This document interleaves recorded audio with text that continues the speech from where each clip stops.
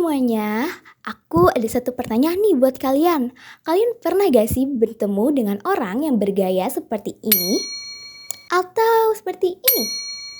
Nah, biasanya orang-orang yang bergaya seperti itu tergabung dalam suatu komunitas yang dinamakan punk. Anak punk merupakan kelompok sosial yang identik dengan gayanya yang anti-mainstream, seperti memiliki tindik, tato, dan juga rambut yang bergaya mohawk. Mereka seringkali dicap sebagai kelompok yang liar dan tidak berpendidikan. Namun, di balik gayanya yang eksentrik dan juga stigma terhadap mereka, ada kisah-kisah nilai sosial yang menarik dan patut kita simak. Nah, dalam 2 minggu terakhir ini, kami telah melakukan observasi dan juga wawancara mengenai teori peran sosial seorang anak punk dengan lingkungan sekitarnya. Selamat siang, di sini dengan saudara siapa kalau boleh tahu? Ateng, Muhammad Fikih, Muhammad Fikri. Berasal dari mana ya Pak? Salak, Depok. Gang Masjid Cisalak.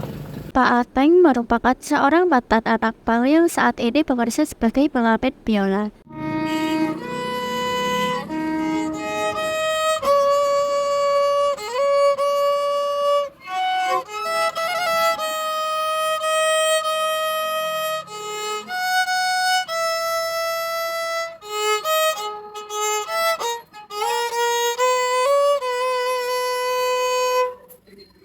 Sedangkan Mas Fikih masih aktif tergabung dalam komunitas punk di daerah Cijantung dan sekaligus menjadi pengamen biola juga. Mereka telah menjalani kehidupan sebagai anak punk sekaligus pengamen dengan baik. Mereka merasa puas bisa mengekspresikan diri melalui musik dan bisa menghasilkan uang untuk keluarganya dari hasil mengamennya. Mereka berkata bahwa sering berinteraksi dengan masyarakat, baik secara positif maupun negatif. Mereka juga pernah mengalami diskriminasi dan prasangka seperti dihakimi oleh orang-orang yang tidak mengenalnya. Namun, mereka tidak mempermasalahkannya.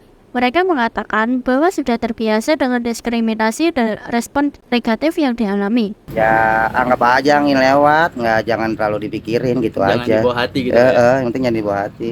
Kalau saya masa bodo amatan lah. Bodo amat aja Bang ya, nggak peduli dah. Karena mereka percaya bahwa setiap orang memiliki hak untuk memilih jalan hidupnya sendiri termasuk menjadi seorang anak punk. Selain itu, mereka juga seringkali mendapatkan bantuan seperti uang, makanan, dan tempat singgah dari orang-orang di sekitarnya. Alhamdulillah aja.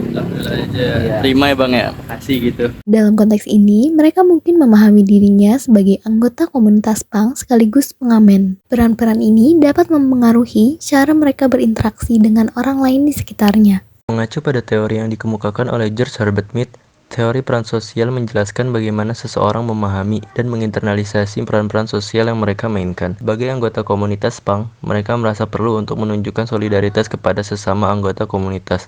Mereka berinteraksi dengan cara yang ramah dan terbuka, tanpa memandang latar belakang sosial atau ekonomi mereka. Beberapa contoh yang kami dapatkan dari hasil observasi ini adalah: pertama, saat anak punk tersebut diberi uang oleh orang dari hasil mengamennya, mereka berterima kasih dengan cara yang ramah dan sopan. Hal ini karena anak punk tersebut memahami bahwa mereka sedang memainkan peran sebagai pengamen yang harus menunjukkan rasa terima kasih kepada orang-orang yang memberikan uang kepadanya. Kedua, dalam interaksi dengan masyarakat umum, anak punk sering menghadapi persepsi negatif dari masyarakat.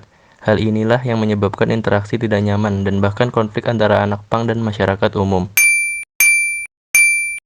Namun, ada juga anak punk yang mampu berinteraksi dengan masyarakat umum dengan cara yang baik dan positif.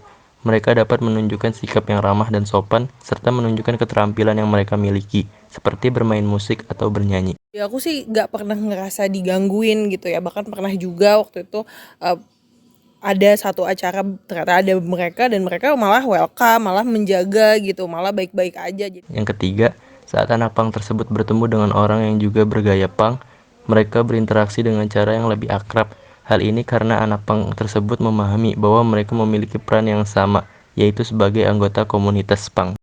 Tentu saja cara mereka berinteraksi dengan orang lain di sekitarnya juga dipengaruhi oleh faktor-faktor lain seperti: satu, kepribadian. Jika anak punk tersebut memiliki kepribadian yang ramah dan terbuka, lingkungan sekitarnya mungkin lebih mudah untuk memulai percakapan. Yang kedua, persepsi orang lain tentang anak pang. Jika lingkungan sekitarnya memiliki persepsi yang positif tentang anak pang tersebut, mereka mungkin lebih mudah berinteraksi dengan anak pang tersebut. Yang ketiga, konteks interaksi. Jika anak pang tersebut mengamen di tempat yang tepat, mereka mungkin lebih mudah menarik perhatian orang yang lewat. Mereka juga mungkin lebih mudah mendapatkan uang dari hasil mengamen. Pada akhirnya, cara mereka berinteraksi dengan orang lain di sekitarnya merupakan hasil dari interaksi berbagai faktor, salah satunya teori peran sosial. Sekian video kali ini, terima kasih sudah menonton ya. Cita-citamu apa? Empal. Adik, cintaku.